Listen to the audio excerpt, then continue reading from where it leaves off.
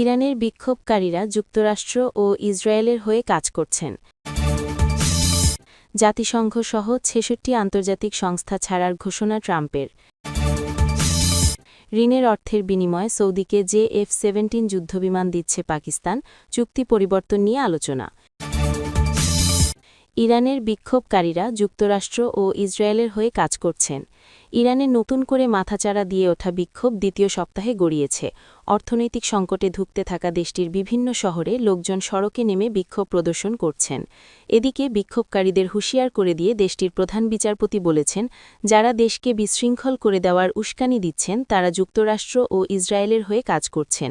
ইরানের রাজধানী তেহরানে বিক্ষোভকারীরা আগুন ধরিয়ে দিয়েছেন। বুরুজেরোদ, আরসানজান, গিলানে ঘার্ব সহ বিভিন্ন শহরে হাজার হাজার মানুষ বিক্ষোভ মিছিলে যোগ দিয়েছেন। দক্ষিণের শহর সিরাজ থেকে পাওয়া ভিডিও ফুটেজে দেখা গেছে, নিরাপত্তা বাহিনী বিক্ষোভকারীদের দেওয়া একটি ব্যারিগেড পার হয়ে যাচ্ছে। ব্যারিগেডে লেখা, আমরা ক্ষুধার কারণে বিদ্রোহ করেছি। সম্প্রতি ইরানের প্রধান বিচারপতি গোলাম হোসেন মোহসেন এজেইয়ের একটি মন্তব্য সর্বশেষ এই বিক্ষোভের আগুনে ঘি ঢেলেছে। প্রধান বিচারপতি বলেছিলেন, ইরান সরকারের বিরুদ্ধে শত্রুকে সাহায্য করা ব্যক্তিদের কোনো ছাড় দেওয়া হবে না। মোহসেন এজেই আরও বলেছিলেন, যদি কেউ দাঙ্গা বাঁধাতে বা অস্থিরতা সৃষ্টি করতে রাস্তায় নামেন অথবা তাদের সমর্থন করেন তাহলে তাদের পক্ষে আর কোনো অজুহাত গ্রহণযোগ্য হবে না। বিষয়টি এখন সম্পূর্ণ স্পষ্ট ও পরিষ্কার। তারা অর্থাৎ বিক্ষোভকারীরা এখন ইসলামী প্রজাতন্ত্র ইরানের শত্রুদের সঙ্গে সমন্বয় করে কাজ করছেন। মোহসেন এজেই তার বক্তব্যে যুক্তরাষ্ট্রের প্রেসিডেন্ট ডোনাল্ড ট্রাম্পের একটি মন্তব্যের কথাও উল্লেখ করছিলেন। ট্রাম্প গত সপ্তাহে হুমকি দিয়ে বলেছিলেন, তেহরান যদি শান্তিপূর্ণ বিক্ষোভকারীদের সহিংসভাবে হত্যা করে, যা তাদের রীতি, তাহলে যুক্তরাষ্ট্র তাদের উদ্ধার করতে এগিয়ে আসবে। যুক্তরাষ্ট্র অভিযান চালাতে পুরোপুরি প্রস্তুত। ইসরায়েলের প্রধানমন্ত্রী বেনিয়ামিন নেতানিয়াহু ইরানের বিক্ষোভকারীদের প্রতি সমর্থন জানিয়েছেন। গত রোববার তিনি তার মন্ত্রিসভার সদস্যদের বলেছেন, খুব সম্ভব আমরা এমন এক মুহূর্তে আছি যখন ইরানের জনগণ নিজেদের ভবিষ্যৎ নিজেদের হাতে তুলে নিতে যাচ্ছেন। ইরান জুড়ে ছড়িয়ে পড়া এই বিক্ষোভে এখন পর্যন্ত বেশ কয়েকজন নিহত হয়েছেন। বিশ্ববাজারে ইরানি রিয়ালের ব্যাপক দরপতন, দুর্বল ব্যবস্থাপনা ও কঠোর পশ্চিমা নিষেধাজ্ঞাজনিত গভীর অর্থনৈতিক সংকটের প্রতিবাদে তেহরানের গ্রান্ড বাজারের ব্যবসায়ীরা গত মাসের শেষ দিকে দোকানপাট বন্ধ করে প্রথম বিক্ষোভ শুরু করেছিলেন। তাদের সেই বিক্ষোভ এখন ইরান জুড়ে ছড়িয়ে পড়েছে। ইরান সরকারের পক্ষ থেকে হতাহতের কোনো সংখ্যা প্রকাশ করা হয়নি, তবে মানবাধিকার কর্মীরা অন্তত ৩৬ জন নিহত ও ২০০০-এরও বেশি মানুষকে গ্রেপ্তারের তথ্য জানিয়েছেন। আল জাজিরা স্বাধীনভাবে এই সংখ্যা যাচাই করতে পারেনি।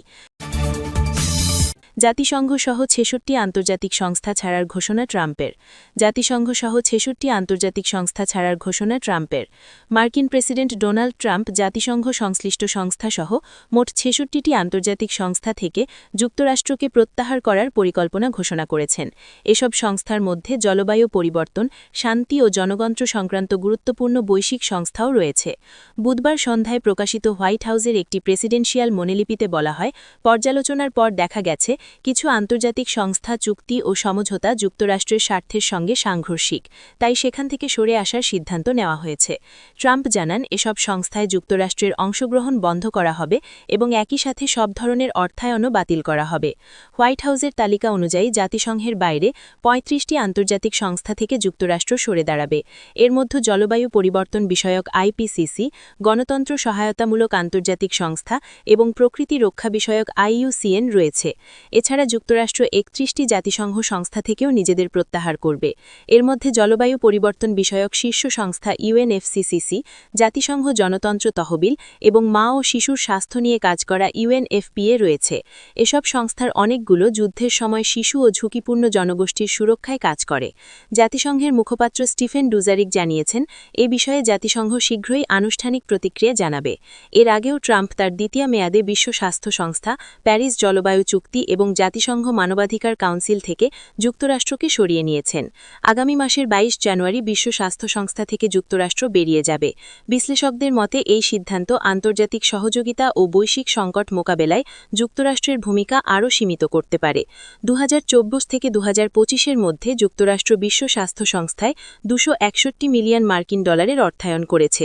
এসব অর্থ যক্ষ্মা এবং কোভিড-১৯-এর মতো মহামারীর ন্যায় বিভিন্ন জরুরি বৈশ্বিক স্বাস্থ্য সমস্যা মোকাবেলায় সংস্থার মোট তহবিলের প্রায় 18%। এছাড়া ট্রাম্প প্রশাসন ফিলিস্তিনি শরণার্থীদের জন্য নিয়োজিত UNRWA এর ওপর মার্কিন অর্থায়নের নিষেধাজ্ঞা বহাল রেখেছে, যা মূলত বাইডেন প্রশাসনের সময় শুরু হয়েছিল।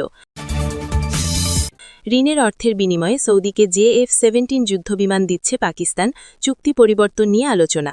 পাকিস্তান ও সৌদি আরব তাদের প্রায় $200 কোটি সৌদি ঋণকে JF-17 যুদ্ধবিমান কেনার চুক্তিতে পরিবর্তন করার বিষয়ে আলোচনা করছে। পাকিস্তানের দুটি সূত্র এই তথ্য দিয়েছে। গত বছর দুই দেশ একটি প্রতিরক্ষা চুক্তি স্বাক্ষর করার পর এখন তাদের সামরিক সহযোগিতা আরও গভীর হচ্ছে। এর থেকে বোঝা যাচ্ছে দুই মিত্র দেশ কিভাবে তাদের প্রতিরক্ষা সহযোগিতাকে বাস্তবে রূপ দিতে চাইছে। পাকিস্তান বর্তমানে চরম অর্থনৈতিক সংকটের মধ্যে দিয়ে যাচ্ছে এবং সৌদি আরব ও মধ্যপ্রাচ্যে মার্কিন প্রতিশ্রুতি নিয়ে অনিশ্চয়তার কারণে তাদের সামরিক অংশীদারত্ব নতুন করে সাজাচ্ছে। কাতারের রাজধানী দোহায় হামাসকে নিশানা করে ইসরায়েলের হামলার পর এই যৌথ প্রতিরক্ষা চুক্তিটি স্বাক্ষর হয়েছিল। ওই হামলায় পুরো উপসাগরীয় অঞ্চল কেঁপে উঠেছিল। একটি সূত্র জানিয়েছে আলোচনা মূলত পাকিস্তান ও চীন যৌথভাবে তৈরি এবং পাকিস্তানে উৎপাদিত JF-17 থান্ডার যুদ্ধবিমান সরবরাহ নিয়েই সীমাবদ্ধ। অন্য একটি সূত্র জানিয়েছে আলোচনার টেবিলে থাকা নানা বিকল্পের মধ্যে এই যুদ্ধবিমানটিই প্রধান। সূত্রটি আরও জানায় এই চুক্তির মোট মূল্য প্রায় $400 কোটি, যার মধ্যে $200 কোটি ঋণের অর্থের বিনিময়ে সমন্বয় করা হবে এবং বাকি $200 কোটি অতিরিক্ত উপকরণ কেনার জন্য খরচ করা হবে। বিষয়টি স্পর্শকাতর হওয়ায় এবং কথা বলার অনুমতি না থাকায় সেনাবাহিনীর কাছে সূত্রগুলো নাম প্রকাশ করতে রাজি হয়নি। পাকিস্তানের সামরিক বাহিনী, অর্থ মন্ত্রণালয় ও দেফা মন্ত্রণালয় এ বিষয়ে মন্তব্যের অনুরোধে তাৎক্ষণিকভাবে সাড়া দেয়নি। সৌদি আরবের সরকারি তথ্য বিভাগও কোনো মন্তব্য করেনি। পাকিস্তানের সামরিক বাহিনী বৃহস্পতিবার একটি বিবৃতিতে জানিয়েছে দেশটির বিমান বাহিনী প্রধান জাহির আহমেদ বাবুর সিধু এই সপ্তাহে সৌদি আরবে ছিলেন। সেখানে তিনি সৌদি বিমান বাহিনী প্রধান লেফটেন্যান্ট জেনারেল তুর্কি বিন বান্দের বিন আব্দুল আজিজের সঙ্গে দ্বিপাক্ষিক দেফা সহযোগিতা, আঞ্চলিক নিরাপত্তা এবং ভবিষ্যতে একসাথে কাজ করার বিষয়ে আলোচনা করেছেন। যুদ্ধে পরীক্ষিত অবসরপ্রাপ্ত এয়ার মার্শাল এবং বিশ্লেষক আমির মাসুদ বলেন পাকিস্তান বর্তমানে 6টি দেশের সঙ্গে JF-17 যুদ্ধবিমান, ইলেকট্রনিক সিস্টেম এবং অস্ত্রশস্ত্র সরবরাহের বিষয়ে আলোচনা করছে বা চুক্তি চূড়ান্ত করেছে।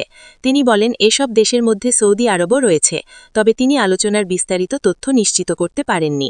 আমির মাসুদ বার্তা সংস্থা রয়টার্সকে বলেন JF-17 যুদ্ধবিমানের চাহিদা বেড়ে গেছে কারণ এটি যুদ্ধে ব্যবহৃত এবং পরীক্ষিত, সাথে এটি সাশ্রয়ীও। পাকিস্তান জানিয়েছে গত বছর মে মাসে ভারতের সঙ্গে কয়েক দশকের মধ্যে হওয়া সবচেয়ে বড় লড়াইয়ের সময় এসব বিমান ব্যবহার করা হয়েছিল। সেপ্টেম্বরে স্বাক্ষরিত যৌথ প্রতিরক্ষা চুক্তিতে বলা হয়েছে দুই দেশের যে কোনো একটির ওপর আক্রমণ হলে তা উভয়ের ওপর আক্রমণ হিসাবে গণ্য করা হবে। এর মাধ্যমে তাদের কয়েক দশকের পুরনো সামরিক সম্পর্ক একটি নতুন উচ্চতায় পৌঁছেছে। পাকিস্তান দীর্ঘদিন ধরে সৌদি আরবকে প্রশিক্ষণ এবং পরামর্শের মাধ্যমে সামরিক সহায়তা দিয়ে এসেছে। অন্যদিকে সৌদি আরব পাকিস্তানের অর্থনৈতিক সংকটের সময় বারবার আর্থিক সাহায্য দিয়ে পাশে দাঁড়িয়েছে। 2018 সালে রিয়াদ পাকিস্তানের জন্য $600 কোটি একটি সহায়তা প্যাকেজের ঘোষণা করেছিল, যার মধ্যে $300 কোটি কেন্দ্রীয় ব্যাংকে জমা রাখা হয়েছিল এবং $300 কোটি তেল বাকিতে দেওয়ার ব্যবস্থা করা হয়েছিল। এরপর থেকে সৌদি আরব বারবার এই জমার মেয়াদ বাড়িয়েছে। গত বছরও $120 কোটি মেয়াদ বৃদ্ধি করা হয়েছিল, যা পাকিস্তানের বৈদেশিক মুদ্রার রিজার্ভ স্থিতিশীল রাখতে সাহায্য করেছে। অস্ত্র বিক্রয়ের তৎপরতা। পাকিস্তান সাম্প্রতিক মাসে অস্ত্র বিক্রয় বাড়াতে এবং অভ্যন্তরীণ প্রতিরক্ষা শিল্প থেকে আয় করতে দেফা তৎপরতা জোরদার করেছে। গত মাসে ইসলামাবাদ লিবিয়ান ন্যাশনাল আর্মির সঙ্গে $400 কোটি বেশি মূল্যের একটি অস্ত্র চুক্তি করেছে।